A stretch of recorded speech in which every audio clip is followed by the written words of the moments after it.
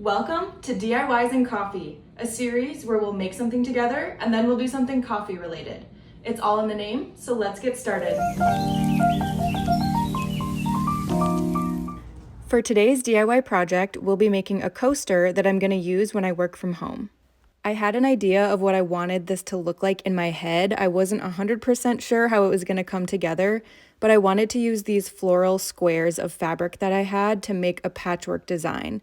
And I also thought it would be nice to include one of these gingham squares to add a little bit more variety.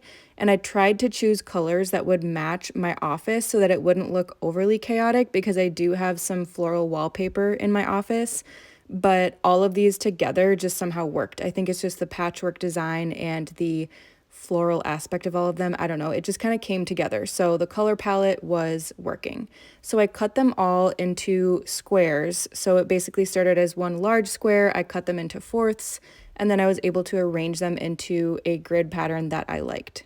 And to actually assemble the little squares, I was basically making a little quilt. So I would sew one square onto the next square and then onto the next one.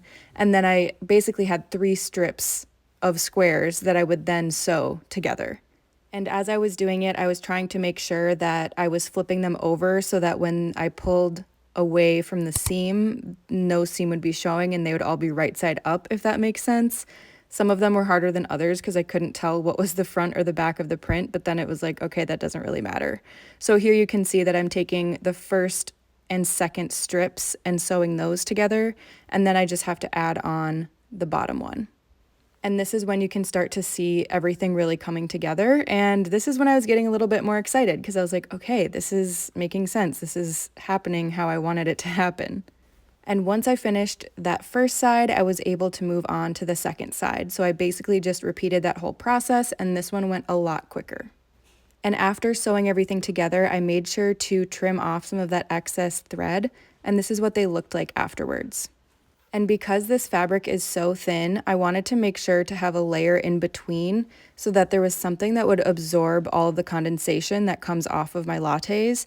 And so I just had this white kind of felty, like fuzzy fleece fabric that I was going to put in between.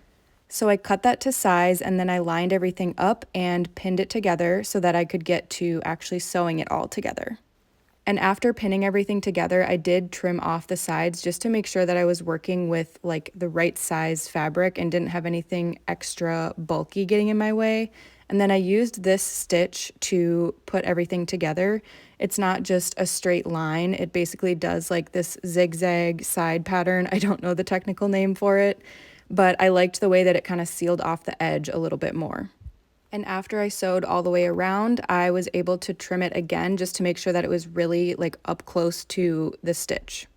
And now, after seeing all of this come together and kind of understanding how the process works, I could be much faster at this and I could do a lot more of them. And honestly, I wanted to make a lot more of them because they're just so fun. And I feel like each one that you would make would just be totally unique using different, fabrics, different patterns, different colors. And so I definitely do want to make more, but I was also like, how many coasters does a girl need? So I might make one for my office, like at work, and make it more of like the branded theme.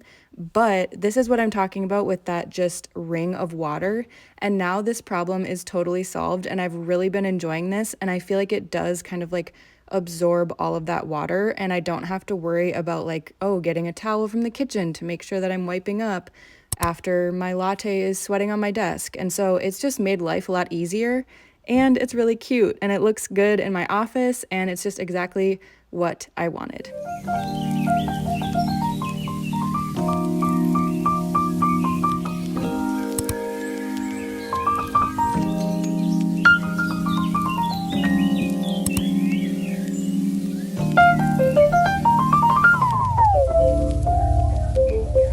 And for today's coffee segment, we will be walking to Caribou with scraps.